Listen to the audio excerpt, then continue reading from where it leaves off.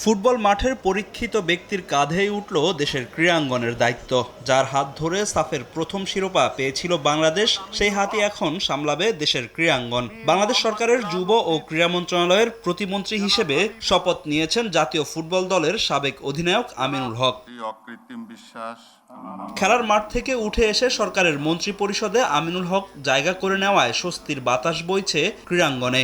দীর্ঘদিন ধরে এমন একজনের প্রত্যাশায় ছিলেন দেশের ক্রীড়া ব্যক্তিত্বরা। শুধু সাংগঠনিক দক্ষতা নয়, যিনি খেয়াল রাখবেন খেলোয়াড়দের চাওয়া পাওয়াগুলো। আর সরাসরি মাঠ থেকে উঠে আসায় কাজটা সহজ হবে আমিনুল হকের। গেল ৫ আগস্টের পর থেকে অনেকটা স্থবির হয়ে পড়ে দেশের ক্রীড়াঙ্গন। অচল হয়ে পড়ে বেশ কয়েকটি ক্লাবের কার্যক্রম। ক্লাব ফুটবলে কমতে থাকে পৃষ্ঠপোষকও। সেই অবস্থার কিছুটা উন্নতি হলেও পুরোপুরি পরিত্রাণ পায়নি ঘরোয়া ফুটবল।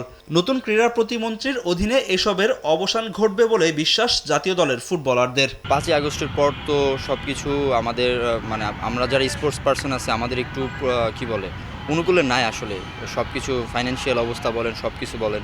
তো এটাই চেষ্টা থাকবে, যেহেতু এখন একটা নতুন সরকার আসছে, তাদের কাছ থেকে আমাদের এক্সপেকটেশন থাকবে যেন স্পোর্টসটাকে আরও সামনের দিকে এগিয়ে নিয়ে যায়। উনি অফকোর্স বাংলাদেশ ফুটবল প্রমোট করতে পারে আর আরও ভালো করতে পারে, কারণ আই থিঙ্ক সব স্পোর্টস সেক্টর দরকার আছে ইমপ্রুভমেন্ট। সো আমরা চাই যারা আসলে স্পোর্টসে নিয়ে খুব ব্যস্ত থাকবে।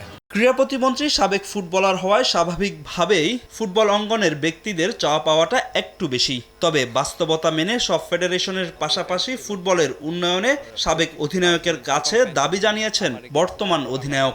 স্পোর্টস মিনিস্টার হিসাবে এটা শুধু ফোকাস হবে না ফুটবলে, উনি তো ক্রিকেট, ব্যাডমিন্টন, বাস্কেটবল অনেক খেলা নিয়ে ব্যস্ত থাকতে হবে। But as a x footballer উনি মেবি উনি ফুটবলে নিয়ে একটু ফোকাস দিতে পারে। সো এটা আমার জন্য ভালো হবে। এছাড়া ফুটবলের জন্য ডেডিকেটেড স্টেডিয়ামও দাবি করেন জাতীয় দলের ফুটবলাররা। ভালো হয়েছে উনি আসছে। ফাহিম ইসলাম, সময় সংবাদ, ঢাকা।